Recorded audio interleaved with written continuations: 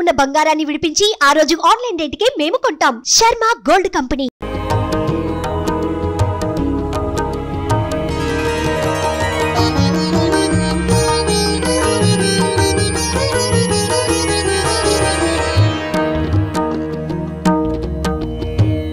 నమస్తే, welcome to Suman TV Warangal. నేను మీ స్వాతి బచ్చు. ఇప్పుడున్న ప్రదేశం గురించి చెప్పబోయే ముందు ఒక రోజు గురించి చెప్పాలండి. ఆ రోజు అంగారక చతుర్దశి. ఆ రోజున సుబ్రహ్మణ్య స్వామికి ప్రత్యేక పూజలతో అభిషేకాలతో పూజ చేస్తే చాలా మంచి జరుగుతుందని చాలామంది అభిప్రాయపడి భక్తులు దగ్గరలో ఉన్న సుబ్రహ్మణ్యేశ్వర స్వామి ఆలయానికి వెళుతూ ఉంటారు. అలాగే ఇక్కడ మనకి గీసుకొండ మండలం హూకల్ హవేలి అనేది వరంగల్ డిస్టిక్లో ఒక ఊరండి. సుబ్రహ్మణ్యేశ్వర స్వామికి ఎన్నో ఏళ్ళ చరిత్ర ఉంది. ఇక్కడ స్వయంభూగా వెలిసిన ఆయన పుట్ట రూపంలో ఎప్పుడూ కూడా ఇక్కడ పాములు తిరుగుతూనే ఉంటాయి అంటారు. అలాంటి ఈ ప్రదేశంలో అంగారక చతుర్దశి నాడు స్వయాన స్వామివారే వచ్చి తనకు సమర్పించిన పూలను స్వీకరించడం ఇప్పుడు ఆ వీడియో వైరల్గా మారింది. ఆ వీడియో రూపకంగా ఈరోజు మీకు చూపించడం కోసం ఆలయం దగ్గరకు అయితే వచ్చానండి. ఇది ఈ హవేలి ఊకల్ గ్రామంలో ఉన్న సుబ్రహ్మణ్యేశ్వర స్వామి ఆలయం అనమాట. ఇది ఎంట్రన్స్ అండి. మనకు ధ్వజస్తంభం నుంచి కూడా వెనక్కి వెళ్తే స్వామివారి పుట్ట మీదనే స్వామివారి విగ్రహం అనేది ఉంటుంది. ఎక్కడైనా కానీ మనం చూసుకున్నట్టయితే బయటనో లేదంటే పుట్ట బయట ఉండడము, లోపల విగ్రహానికి జరగడము పూజలు ఇలాంటివి చూస్తుంటాం. కానీ స్వయాన పుట్టనే పైననే విగ్రహం ఉండడం అనేది ఈ హవేలి ఊకల్ యొక్క ప్రత్యేకత అని చెప్పొచ్చు. ఆలయం కూడా చాలా ప్రశాంత వాతావరణంలో ఉంటుంది. ఎప్పుడూ కూడా ప్రతి మంగళవారం ఉదయం 5-5:30 నుంచి కూడా మొదలవుతుంటాయండి ఇక్కడ పూజలు, అభిషేకాలు అనేవి. ఎవరైనా పిల్లలు కావాలనుకున్న వాళ్ళు, సంతానం కావాలనుకున్న వాళ్ళే కావచ్చు, పెళ్లి కావాలనుకునే వాళ్ళకు కావచ్చు, ప్రత్యేక పూజలతో ఎప్పుడు ప్రతి మంగళవారం జరుపుకునే పూజా కార్యక్రమాలతో ఇది ఎప్పుడు కూడా నిర్విరామంగా వెలుగుతూనే ఉంటుందని చెప్పాలి. ఈ ఆలయము చూడొచ్చు మనం విజువల్స్లలో. అక్కడ పుట్ట ఉంది కదా, ఆ ప్రాంతాన్ని మొత్తం కూడా మొత్తం కూడా పూర్తిగా ఉండిపోయిందనమాట పుట్ట. ఆ పుట్టలో నుంచి పాము వస్తూ ఉంటుందంట. పాములు ఒక్కటని కాదు, చాలా రకాలుగా చాలా సందర్భాల్లో రావడం జరుగుతుందంట. ఇక్కడ వాళ్ళు కూడా చూస్తూనే ఉంటారు ప్రత్యక్షంగా. అయితే ఇక్కడ పూజ చేసే సమయంలో అంగారక చతుర్దశి నాడు ఇలా పూలతో మొత్తం కూడా అలంకరించిన సమీపంలో లోపల నుంచి పాము పూలని స్వీకరిస్తున్నట్టుగా చూపించడము, తీసుకోవడం అనేది ఆ వీడియోలో మనం పూర్తిగా చూడొచ్చు. మేము పొందుపరుస్తాను. అది చాలా చాలా అబ్బురపరిచే విషయం అని చెప్పాలి. ప్రతి ఒక్క భక్తుడు కూడా పులకించిపోయే ఆ వీడియోని మేము చూసి ఇక్కడ దాకా మీకు చూపించాలి ఈ అద్భుతాన్ని అని ఇక్కడ దాకా రావడం జరిగింది. ఒకసారి అయ్యగారితో కూడా మాట్లాడే ప్రయత్నం చేద్దాం. ఇక్కడ విశేషాల గురించి తెలుసుకుందాం. స్వామి నమస్తే అండి. నమస్కారం అండి. సుమన్ టీవీ వరంగల్కి స్వాగతం. మమ్మల్ని ఇక్కడ దాకా రప్పించారు, ధన్యవాదాలు. స్వామివారి దయ వల్ల శరణభవాయ నమః. ప్రతి మంగళవారం స్వామి అభిషేకం అవుతూ ఉంటుంది. ప్రతి మంగళవారం అభిషేకానంతరం స్వామివారు పుట్టలు స్వయంగా వెలిచారు. ప్రతి వారం స్వామివారు పుష్పమాల లోపలికి తీసుకెళ్తారు. అది అద్భుతం. ఇక్కడ ప్రతి స్వామివారు స్వయం రూపంగా ఇక్కడ సంతానం కోసం, ఇంకా మంచి కారణాల కోసం ఇక్కడ స్వామి వెలిసారు. ఇక్కడ సుప్రసిద్ధి, అందుకే ఇలా అంటాం. ఇక్కడ ఎన్ని ఏళ్ల క్రితం ఇక్కడ పుట్టకు పూజలు జరుపుతున్నారు? ఎన్ని ఏళ్ళ? దాదాపు ఒక 40 years దాకా స్వామివారు స్వయంగా వెలిసారు ఈ బావిలో. ఎంత పొలం అనమాట. స్వామివారు ఒక భక్తుడి కళలో వచ్చి ఇక్కడ నేను వెలిసాము. ప్రతి మంగళవారం అభిషేకం అనంతరం అలంకరణ చేసి మంత్రపుష్పం హారతి ఇచ్చాక అని చెప్పారు. వెలిసారు. ఇక్కడ ప్రతి మంగళవారం చేస్తాం అభిషేకం అండి. ఇక్కడ అప్పటి నుంచి పూజలు చేస్తుంటారండి. అయితే మీరు ఎప్పుడు కూడా అంటే ఈ గుడిని డెవలప్ చేయాలన్న పుట్టను మనకి దాని సమీపంలో ఇంకా ఏదైనా డెవలప్ చేయాలని మనం చూసారా? అంటే పుట్టను అలాగే ఉంచారు? పుట్టను అలాగే ఉంచాము. స్వయం పుట్ట అలాగే ఉంచామండి. స్వామివారిని డెవలప్ అనేది ఏం చేస్తే స్వామివారి ఇంకా విగ్రహం పెట్టాము అంతే. స్వయం అలా ఉంటారండి. డెవలప్మెంట్ అనేది ఏమి ఉండదు. అయితే నేను ఇంకొక మాట విన్నానండి, పొద్దున పూట మాత్రమే తీస్తాము గుడి, అసలు సాయంత్రం తీయను అని. ఎందుకని అంటారు? అది స్వామివారు పొద్దున అనంతరం పూజ అయిపోయాక మన స్వామివారు తీయమని. స్వామివారు సాయంత్రం పూట బయటకు వచ్చి స్వామివారు తిరుగుతూ ఉంటారు. స్వామివారు స్వయంగా పుట్టలు ఆడుతూ ఉంటారు. స్వామివారు పూలమాలలు ఆడుతూ ఉంటారు కాబట్టి సాయంత్రం తీయమండి. ఇలా ఇక ఆచారం అన్నమాట. సాయంత్రం పూజలు ఉండవండి. పొద్దున స్వామివారికి పూజ చేసి ప్రసాదం ఆరింపు చేసి హారతిస్తాం, మంజర పుష్పం అని చెప్పి వెళ్ళిపోతామండి. సాయంత్రం అనేది ఇక్కడ స్వామివారు స్వయంగా బయటకు వచ్చి ఆడుతూ ఉంటారండి పూలమాలలో. అందుకే సాయంత్రం పూలమాలంటే స్వామివారు మల్లెపూలను చాలా ఇష్టం కాబట్టి స్వామివారి అలంకరణలో అలా చిట్లాడుతూ ఉంటారండి స్వామివారు. అలా ఎప్పుడైనా అంటే పాములను చూసారా? ఒకే పాము తిరుగుంటూ ఉండడం చూసారా? జంట పాములు ఏమైనా చూసారా? అలా అనేది మనం చెప్పలేమండి. స్వామివారు స్వయంభూ క్షేత్రం కాబట్టి ఆ స్వామివారు అప్పుడు బయటకు వస్తూ ఉంటారు. మనం చెప్పలేమని స్వామివారు ఎలా ఉంటారు స్వరూపం అని చెప్పలేము ఇక్కడ. అదే అండి. కొన్ని ఏళ్ళుగా మీ వారసత్వంలోనే ఇది జరుగుతున్నది కదండి పూజ. తాతయ్య గారు మా నాన్నగారు మేము చేస్తూ స్వయం మా ఆచారం ప్రకారం వస్తున్నారండి. మా తరం వాళ్ళు వస్తున్నారండి చేయడం పూజ అనేది. ఈ పుట్ట లోపల వరకు ఎంత లోతుగా ఉన్నది అనేది ఎవరికి తెలియదా అండి? అది చెప్పలేము, ఎంత అనంతరం లోతమని చెప్పలేమండి. ఇది అంతా బావి అన్నమాట. అదంతా బావిలో స్వయం వెలిచారు కాబట్టి ఇది పొలం అంటే చెప్పలేము ఎంత లోతు ఉంటా మనం చెప్పలేము. అది మరొక అభిషేక సంకల్పం స్టార్ట్ అవుతుందండి ప్రతి మంగళవారం పొద్దున 5:30 వరకు రెడీ వచ్చి ఉండాలండి. 6 గంటలకు సంకల్పం స్టార్ట్ అయ్యి అభిషేకం, అలంకరణ, మంత్రపుష్పం, హారతి, ప్రసిద్ధ ప్రదాలు ఇస్తారు. ఇక్కడ రాహుకేతు పూజ, సర్పదోష నివారణార్థం పూజలు జరుగుతూ ఉంటాయండి ఇక్కడ ప్రతి మంగళవారం కాబట్టి ఉండాలి ఇక్కడ. విన్నారు కదండి, బావి లోపల పుట్టను మొదలు పెట్టారంట. అప్పుడు పుట్ట కాస్త కొంచెం కొంచెం పెరుగుతూ అది పైకి రావడం జరిగింది. అంటే ఎంత లోతుందో కూడా తెలియనంత పుట్ట ఇది. చూసారా, ఎప్పుడు కూడా స్వామివారు ఆ పూలతో ఆడుకుంటుంటారంట.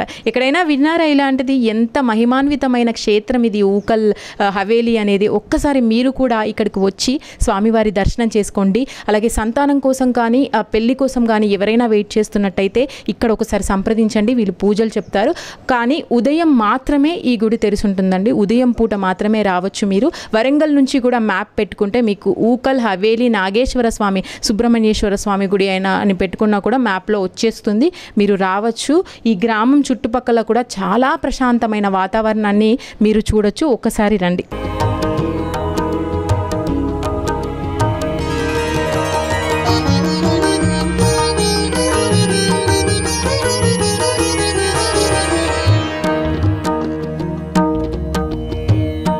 ఆలయాన్ని అయితే సందర్శించామండి.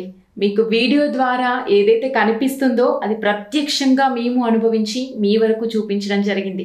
అయితే ఈ ఆలయ విశిష్టతల గురించి తెలుసుకోవడం కోసం ఈరోజు ప్రధాన అర్చకుల దగ్గర ఉన్నానండి నేను. ఒకసారి మాట్లాడదాము. దీని వెనక అంతరార్థం కానీ ఇది ఎన్నేళ్ల నుంచి కూడా ఈ ప్రాశస్తం ఉంది అక్కడ పుట్టకి అనేది విశేషాలన్నింటినీ కూడా తెలుసుకుందాము. ఊకల్ హవేలీ ఉన్న నాగమయ్య స్వామివారి ఆలయం గురించి తెలుసుకునే ప్రయత్నం చేద్దాం. స్వామి నమస్తే. మీకు సుమన్ టీవీ వరంగల్కి స్వాగతం. సంతోషం. స్వామి, నమః. ఆలయ ప్రాంగణంలోకి వెళ్ళగానే మాకు అనిపించిన అనుభూతి అది వేరే విషయం అని చెప్పాలి. అది అక్కడికి వెళ్తే కానీ అది అనుభవించలేము. అయితే అక్కడ మనం మీడియా పూర్వకంగా ఇప్పుడు వైరల్ అవుతున్న ఈ వీడియో ఏదైతే ఉందో స్వయాన స్వామివారి అనుగ్రహంతోనే పూలమాల వెళ్ళినట్టుగా కనిపించడం అనేది ఇప్పుడు చాలా వైరల్ అయిపోయింది. అయితే మరి ఆ స్వామి విశిష్టత గురించి, ఆ ఆలయ విశేషాల గురించి ఒక్కసారి మా సుమన్ టీవీ ప్రేక్షకులకు చెప్తారా? తప్పకుండా అమ్మ. శరవణ భవాయ నమః. శక్తిహస్తం విరూపాక్షం శిఖివాహనం షడారణం దారుణం రిపురోగఘ్నం భావయేత్ కుక్కుటధ్వజం.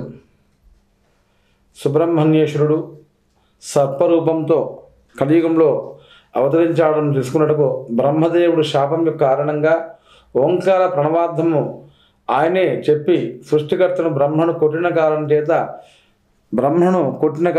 శిక్ష అనుభవించి ఆ బ్రహ్మకీర్తి శిక్షను తప్పుగా తెలుసుకొని సృష్టికర్తగా సుబ్రహ్మణ్యుడే ఉన్నాడని తెలుసుకొని తన తప్పు తెలుసుకొని శివుడిని శిక్ష వేయమని కోరగా శివుడు సుబ్రహ్మణ్య స్వామి శిక్ష వేసేంత అర్హత ఎవరికి లేదు అని చెప్పగా తనకు తానే శిక్ష వేసుకొని బ్రహ్మదేవుని యొక్క శరీరంపై తాను కొట్టిన దెబ్బలతో ఎటువంటి వ్రణములు తగిలేవో ఆ వ్రణ రూపంతో తానే సర్పరూపంతో భూమండలంలో తిరుగుతూ ఉన్నాడని సుబ్రహ్మణ్యేశ్వరుడు సర్పరూపం యొక్క అంతరార్థం. అలాగే సుబ్రహ్మణ్యేశ్వరుడు సర్పము వేరు అనుకుంటారు. శివపురాణంలో ఉంది సుబ్రహ్మణ్యేశ్వరుడు సర్పరూపం దాల్చారని కారణం బ్రహ్మదేవుని యొక్క శాపం కారణంగా తనకు తాను శిక్ష వేసుకున్నాడు. ఆ విధంగా ఊకల్ శ్రీ నాగసుబ్రహ్మణ్యేశ్వర స్వామి దేవాలయంలో సర్పావతారంలో సుబ్రహ్మణ్యేశ్వరుడు స్వయంగా ఒక 40 సంవత్సరముల క్రితము ఆ గ్రామంలోని ఒక రైతు యొక్క కలలో వచ్చి, ముత్తయ్య అనే గ్రామంలో రైతు కలలో వచ్చి ఫలరూపంతో స్వామి వస్తున్నాడని తెలుపగా తాను గ్రామస్తులు తెలుపగా గ్రామస్తులే కాకుండా ఎక్కడి నుంచో స్వామి స్వయంగా భక్తుల కలలో వెళ్ళి నేను ఇక్కడ అవతరిస్తున్నానని చెప్పిన కారణం చేత అనతి కాలంలోనే స్వామి తన ఆలయం నిర్మించుకొని ప్రతి వారం కూడా విశేషమైనటువంటి అర్చన కార్యక్రమాలు కొనసాగుతున్నాయి. ఆ ఆలయం వెలిసినప్పటి నుంచి మా కుటుంబమే అక్కడ అర్చకత్వం చేస్తుంటుంది. అలాగే స్వామివారు స్వయంగా వల్మీక స్వరూపుడుగా వల్మీక నివాసుడుగా అందులో ఆ వల్మీక పుట్ట, ఆ పుట్టలో స్వామివారు నిత్యం అలా ఆవాసం చేస్తుంటాడు. ఈ విధంగా చుట్టుపక్కల ప్రాంతంలో కూడా ఎన్నో మార్లు కూడా సర్పం ప్రత్యక్షంగా బయటకు వచ్చి అందరూ సందర్భాలు ఎన్నో ఉన్నాయి. ఆ చుట్టుపక్కల ప్రాంతాలలో ఎవరు కూడా ఏ పామైనా కూడా కొట్టరు. అలాగే ఆ స్వామి నిత్యం గత సంవత్సరం అయితే ఇదే ఎండాకాలం సమయంలో స్వామివారు పడగతో వచ్చి బయట విప్పి ఆలయ ప్రాంగణం సీసీ రోడ్డు మీద పడగ విప్పి ఆడిన ఘటన చాలా ఉన్నాయి, స్వయంగా ఉన్నాయి. అలాగే ఈ మధ్యలో స్వామివారు అభిషేకానికి అలంకారానికి ముగ్ధుడై ఎంత ఆనందంతో అంటే తన కన్నంలో ఉండి ఇలా చూస్తూ మేము యాదృచ్ఛికంగా అలంకారం చేసి మిగిలిన పూలు పుట్టపై అలంకారం చేస్తుంటే స్వయంగా తానే లాక్కొని పోతున్నాడు. ఎంత అంటే విచిత్రం అంటే అక్కడ ఉన్నాం. మొదటి 2 సార్లు భయపడ్డాము. ఒకసారి వచ్చినప్పుడు చాలా భయంకరంగా బయటికి రావడం జరిగింది. ఒక మా నాగుల చేతులు అలంకారం చేసి తెల్లవారే పూలన్నీ తీద్దామని బయటకు వచ్చాను. ఆ స్వామి ఎప్పుడు బయటకు వచ్చాడో పూలంటే మా దగ్గర కనీసం ఒక 100-200 కిలోల పూలతో అలంకారం చేస్తుంటాం భక్తుల యొక్క సహకారంతో. తెల్లవారి మాలిన్యం తీస్తాం 2 రోజులకు. అవన్నీ తీసి బయట పుట్లో ఆ పూలలో పాము పడుకున్నది. నేను చూడలేదు. యాదృచ్ఛికంగా ఆ పూల కట్ట బయట పట్టుకొని పోయినా మొత్తం మెసిలింది, కింద పడేసి ఒకటే పరిగెత్తాను నేను. అంటే స్వామి స్వయంగా పుట్టలో ఆవాసం ఉంటూ ఉంటాడు. ఈ మధ్యలో మాత్రం కదా సంవత్సరం నుంచి స్వయంగా స్వామి ప్రత్యక్షంగా కనబడుతున్నాడు. ఆ పూలమాలలు లాక్కొని పోవటము. ఒకసారి పాలు స్వామివారికి 3 రంధ్రాలు ఉన్నాయండి, బ్రహ్మరంధ్రాలు. ఆ బ్రహ్మరంధ్రం ద్వారా ఎక్కడి నుంచి వస్తాడో స్వామి మనకు చెప్పలేము. అయితే మేము చూసినప్పుడు అండి 2 కన్నాల నుంచి కూడా పూలు కదిలినట్టుగా అనిపించింది. అయితే పాము ఒకవేళ ఒక పాము కనుక ఉండుంటే ఒకటే కన్నంలో నుంచి రావాలి, ఇంకొక కన్నంలో నుంచి అంటే ఎన్ని పాములు ఉన్నాయో దాంట్లో తెలియదు అంటారు. చెప్పలేమండి. సర్పోత్పత్తి 40 సంవత్సరాల ఎప్పుడైనా జంట పాములు కనిపించాయా? కనపడ్డాయండి. చాలా కనపడి మెలవేసుకొని కూడా ఆడాయి బయటకు వచ్చి. ఎన్నో సందర్భంగా నేను ఇక్కడ ఉంటాను, వాళ్ళ స్వామి పాము బయటకు వచ్చిందని చెప్పి సందర్భాలు చాలా ఉన్నాయి. అక్కడ స్వామి బయటకు వస్తుంటాడు, తిరుగుతూ ఉంటాడు. ముఖ్యంగా సుబ్రహ్మణ్యేశ్వరుని యొక్క లీలలు ఎలా ఉంటాయంటే తమిళనాడు క్షేత్రంలో జరిగేటువంటి సర్పకావడి నాగబంధ కావడి యొక్క దీక్షలు ఆ విధంగా ఎక్కడైతే మన ఊకల గ్రామంలో కూడా కార్తీక శుద్ధ చవితి రోజు నాగబంధ కావడి సర్పకావడి వీటితో స్వామికి అభిషేకం చేసి 40 రోజులు దీక్ష చేసిన భక్తులకు అక్కడ పళని క్షేత్రంలో ఏ విధంగా ఉంటుందో ఆ విధంగా ఇక్కడ ఆ యొక్క దీక్ష కార్యక్రమం జరుగుతూ ఉంటుంది. స్వామి స్వయంగా ఉన్నాడు అంటానికి తారక నిన్న స్వామివారి అర్చన చేస్తుంటే కూడా అద్భుతంగా బయట లాక్కొని పోయాడు. ఎంత విచిత్రం అంటే ఫస్ట్ 2 సార్లు వస్తాడు, కొంచెం కదులుతుంది. మీరు దృష్టి పెట్టుకుంటే ఎన్నో అట్లా అయినాయి కావచ్చు. ఎంత ఒక 2-3 ఫీట్ల దూరంలో అంటే ఆ స్వామివారి పుట్టకు గోడకు చాలా దగ్గరలో ఉంటుంది. 1 ఫీట్ జస్ట్ 2 ఫీట్స్ ఉంటుంది. స్వయంగా చూస్తాము. ఇక ఎట్లా అంటే మనిషి లాక్కున్నట్టే సరసరగా లాక్కుంటూ పోతూనే ఉంటాడు. అంతే మేము గ్రహిస్తాం. ఎందుకంటే ఎంతైనా సర్పమే. కొంచెం దూరం వస్తాం, భక్తులు కూడా ఫోన్ లేయించినాయి. ఒక 2-3 నిమిషాలు మనము ఒకటేనండి, సర్పము ఎదురు కనబడుకుంటే మొక్కుతాం, ఎదురుగా వస్తే పరిగెత్తుతాం. జాతి లక్షణం అది. ఆ విధంగా ఆ స్వామిని చూడడానికి మేము బయటకు వచ్చేస్తాం. ఎందుకంటే సర్పం పౌర్ణమి ముందు ఒక రకంగా ఉంటుంది, అమావాస్య ముందు ఒక రకంగా ఉంటుంది. ఇంత దేవతా సర్పం అంటే ఒక జాతి లక్షణం. అది కుబుసం మీద ఉన్నప్పుడైతే దాన్ని మనం తట్టుకోలేము.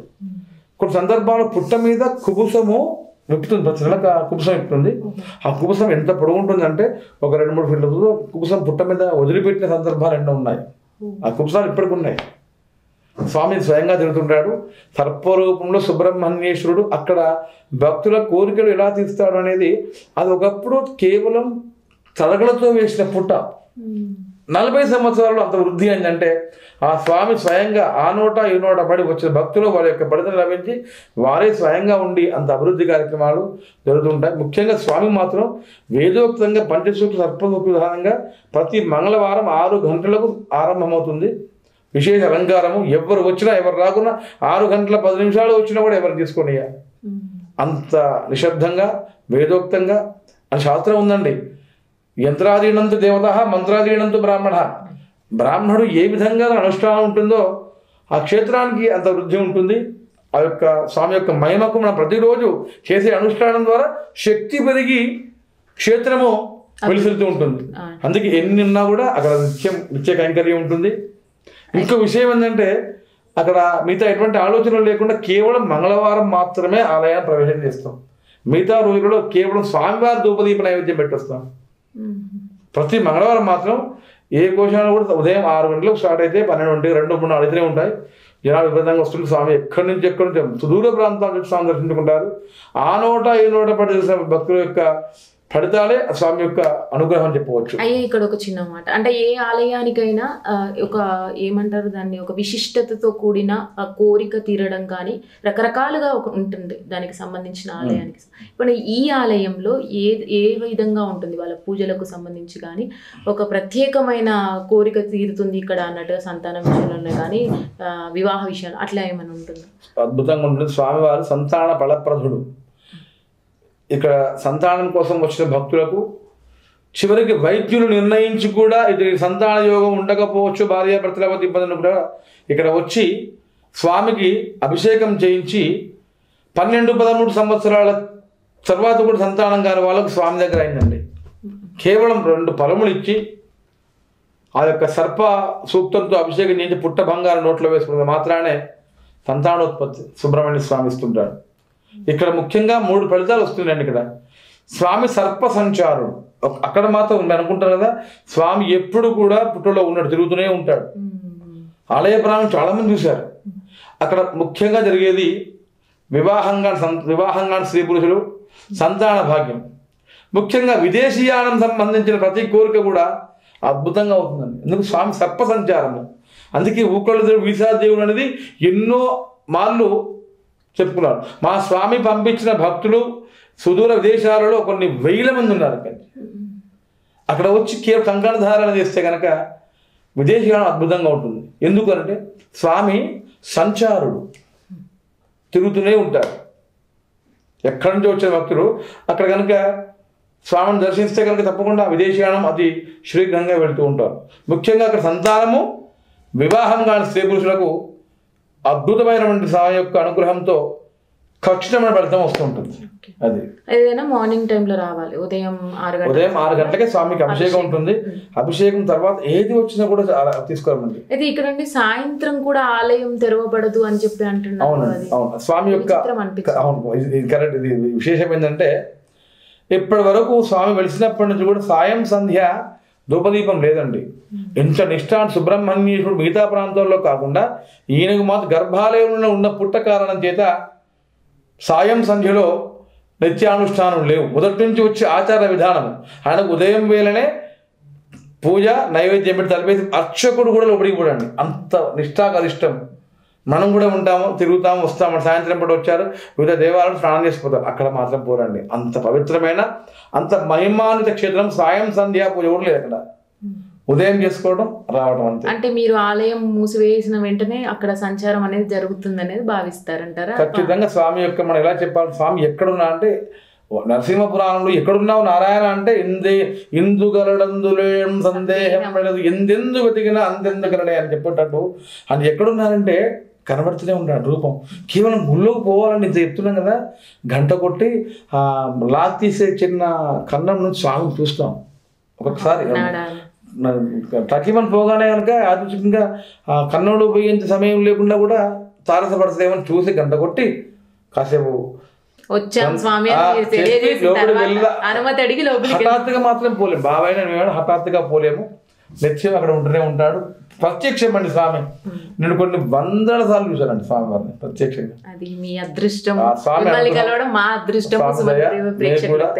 అద్భుతంగా ఉంటుంది. స్వామి యొక్క అనుగ్రహంతో ఏ భక్తులు ఎవరు వచ్చినా కూడా అక్కడ కోరేది ఒకటే, ఏ దోష పరిహారాలు ఉన్నా కూడా ఈ జపహోమాదులకు తార్కాణం నేను ఇవ్వను.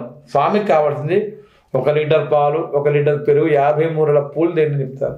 అక్కడ ఈ అలంకారం ప్రతి వారం ఒక 30-40 వేల యొక్క అలంకారం కూడా భక్తులేనండి. నేను చెప్తుంటాను, వాళ్ళు చేస్తుంటారు. 1 వారం చేస్తాం, 2 వారాలు చేస్తాం, ప్రతి వారం చేయలేం కదా. అక్కడ అలంకారం లేకుండా ఏ నాడు లేడు. ఇంకా విశేషం ఏంటంటే ఎన్నో పెద్ద పెద్ద ఆలయాలు కూడా ప్రభుత్వ యొక్క నిబంధనలకు కరోనా టైంలో లేదు ధూపదీపాలు. ప్రతిరోజు బయట వచ్చారండి. పాపం డిఎస్పీ గారు ఉన్నారు, మా శివరామయ్య సార్ ఉన్నాడు. ఆ గుడి కోసము మరీ పాస్ ఇప్పించాడు. నిత్యం ఆ రోజు కూడా ఆయనకు ఆపడే నైవేద్యం అంత ప్రశస్తంగా ఉంటుంది. అక్కడ కావాల్సిన వాళ్ళు పాలు, పెరుగు, పూలు, పండ్లు తెచ్చుకోమంటాం అంతే. ఇంకా అవి తప్ప ఇంకెంత పెద్ద వాడు వచ్చినా కూడా అది తెచ్చిన వాళ్ళకే ముందు ఇస్తాను నేను. ఎందుకు? అలంకార ప్రియం స్వామి అలంకార మనోహరుడు సుబ్రహ్మణ్యుడు. మనోహరమైన అందంగా ఉండేవాడు ఎవరే అంటే సుబ్రహ్మణ్యుడు. ఓంకారానికి అర్థం చెప్పినవాడే సుబ్రహ్మణ్యుడు. బ్రహ్మ విష్ణు మహేశ్వరుడు యొక్క అర్థమే ఓంకారం. ఓంకార ప్రణమే సుబ్రహ్మణ్యేశ్వరుడు. కాబట్టి అక్కడ అనుకున్న కోరికలు అతి శీఘ్రంగా అతి క్షిప్రంగా నెరవేరాలంటే పండ్లు పాలు పోలు సమయ పాలన ఇది తెచ్చుకోండి, తప్పకుండా అవుతుంది. ఈరోజు మీరు రావడం కూడా మాకు చాలా సంతోషము. మీ యొక్క ఛానలు ప్రవర్ధమానంగా ఉండి మీ యొక్క ఉద్యోగులు కూడా సర్వదా సర్వత్రా సర్వకాలాలందు కూడా స్వామి యొక్క అనుగ్రహంతో ప్రజ్వలిల్లాలని స్వామిని కోరుకుంటూ శరవణ భవాయ నమః. సుబ్రహ్మణ్యేశ్వర.